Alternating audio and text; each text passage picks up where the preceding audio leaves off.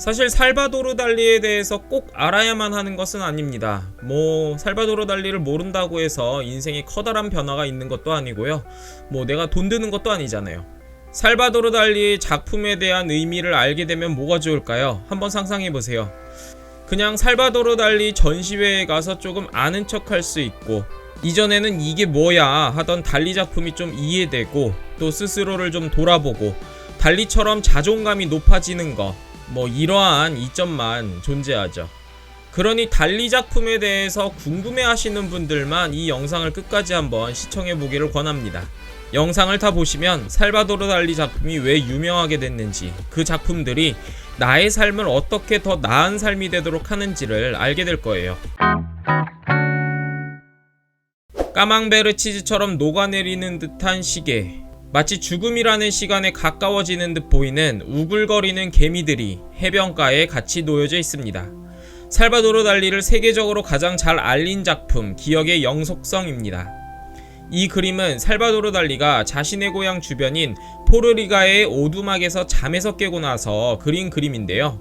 어느 날 달리는 자신의 연인인 갈라와 또 자신의 친구들과 함께한 파티가 끝난 후에 두통이 너무 심해 집에 남아 잠을 자며 휴식을 취했습니다. 잠에서 깨어났음에도 아직 갈라가 집에 안 온 것을 보고 시간이 너무 느리게 간다라는 사실과 바로 옆에서 까망베르 치즈가 녹아있는 것을 동시에 본 달리는 시간도 치즈처럼 녹아 흐른다는 생각에 이 영감을 받고 그림을 그렸다고 합니다. 이처럼 살바도르 달리의 유명한 대부분의 작품은 꿈을 그린 그림입니다. 그 꿈 안에서는 이미지들이 생뚱맞게 결합되거나 배치되어 있죠. 또한 어떤 이미지들은 인물과 사물, 동물들이 겹쳐져 있어서 이것이 무엇인지를 명확하게 구별할 수가 없습니다. 여기서 우리는 질문을 하나 던질 수 있죠. 왜 하필이면 살바도르 달리는 꿈을 그렸을까요? 살바도르 달리의 청소년 시절 세계 1차 대전이 발발합니다. 이 전쟁을 통해 인간의 이성을 통해 이뤄진 국가에 대한 충성, 사회적 양심, 법 등이 얼마나 무의미한지가 드러나죠.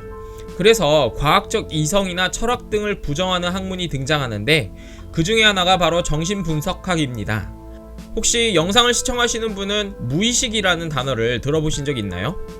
어릴 적 강아지에 물려서 고통스러웠던 기억을 가진 사람은 커서도 강아지를 만났을 때 분명 내가 훨씬 크고 힘이 세다는 의식이 있음에도 불구하고 무의식적으로 강아지를 무서워하고 피하게 되는 그런 경우가 있습니다. 우리는 흔히 그런 걸 트라우마라고 부르는데요. 이 트라우마는 무의식 속에 잠재되어 있다가 이전과 비슷한 상황이 되거나 특정한 상황에 놓이면 발현됩니다. 마치 서랍 속에 잘 넣어놨던 기억이 특정 상황만 되면 무의식적으로 튀어나오는 그런 모습이죠. 이런 트라우마로 인한 정신적 장애의 과정들을 분석하고 파악하는 것이 바로 정신분석학입니다. 이 정신분석학의 창시자인 프로이드는 인간의 정신은 의식과 무의식으로 존재한다고 말합니다. 그 중에서 의식은 드러나 있지만 이것은 아주 조그마한 영역을 차지하죠. 반면에 무의식은 인간 정신의 대부분을 차지합니다. 하지만 이것은 드러나 있지 않고 숨겨져 있죠. 그래서 인간의 정신을 이해하려면 이 무의식의 영역을 해석해야만 하죠. 그런데 이 드러나 있지 않은 무의식의 영역을 어떻게 해석할 수 있을까요? 그 방법이 바로 꿈입니다. 프로이트는 꿈은 무의식이 드러나고 발현되는 장소라고 이야기합니다. 문제는 꿈을 꾸고 난 직후에 그 꿈을 기록하거나 다른 사람에게 그것에 대해 설명하는 노력을 기울이지 않는 한 그 꿈은 쉽게 망각된다는 점이죠. 우리는 자주 꿈을 꾸지만 그걸 일어나자마자 기억하지 않으면 내가 무슨 꿈을 꿨었지? 하면서 잘 까먹잖아요. 또 어떤 꿈은 세상에 존재하는 언어로는 도저히 설명할 수 없는 그런 모습이기도 하죠. 이러한 언어, 기억, 그리고 재현의 어려운 점을 극복할 수 있는 방법이 바로 그림입니다. 그림에서 꿈은 자유롭습니다. 꿈을 그리는 사람은 그 꿈의 전체와 스토리를 기억하지 않아도 오래전에 꾼 꿈의 한 장면만 가지고도 확대 해석하고 의미를 부여해서 재구성할 수 있죠. 그래서 우리가 정신분석이나 심리치료를 할 때 그림을 꼭 그리게 하는 거죠.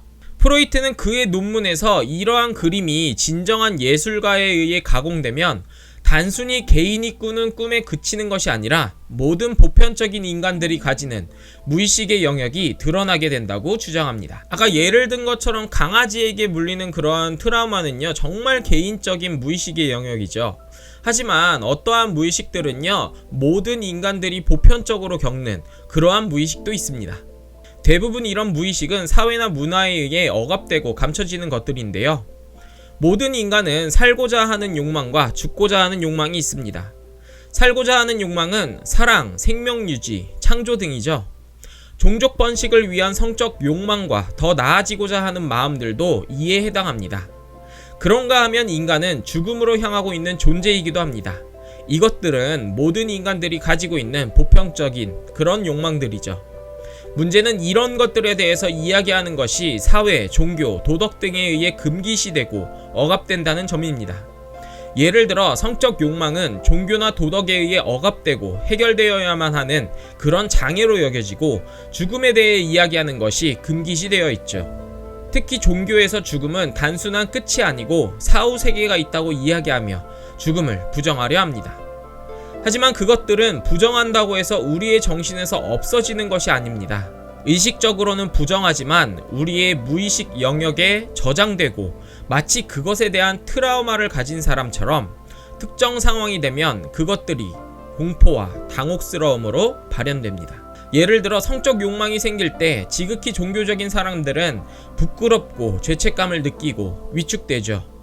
그리고 이러한 생각들을 없애야 된다고 그렇게 여기곤 합니다. 사실 모든 인간이 가지고 있는 기본적인 욕구임에도 불구하고 말이죠. 예술가는 이런 무의식 속에 저장된 모든 인간들의 보편적인 욕망인 살고자 하는 욕망, 죽고자 하는 욕망, 이런 것들이 발현된 꿈을 작품으로 표현합니다. 그것을 가장 잘 해냈던 작가가 바로 살바도르 달리이죠. 그는 무의식 속에 저장된 모든 인간이 보편적으로 가지는 욕망들이 발현된 꿈, 그것을 그려냈죠.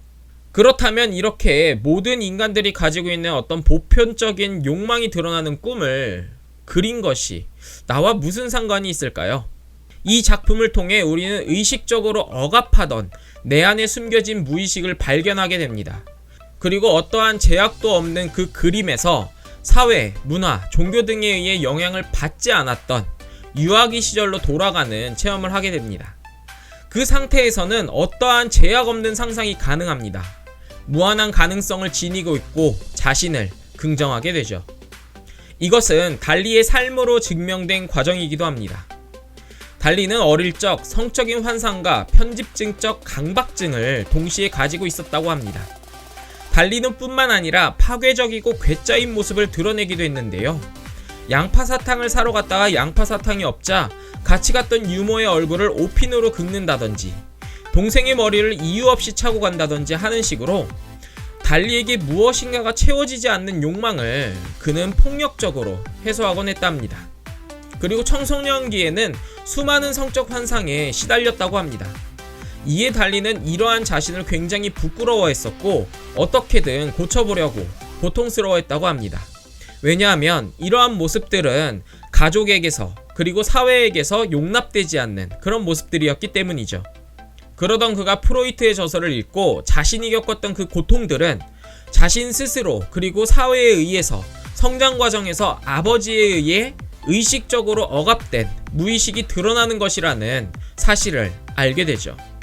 그때부터 그는 자신이 가지고 있던 약점들을 숨기거나 해소하려고 노력하지 않습니다. 다만 그것들을 인정하고 예술로 승화시켜서 작품으로 표현하죠.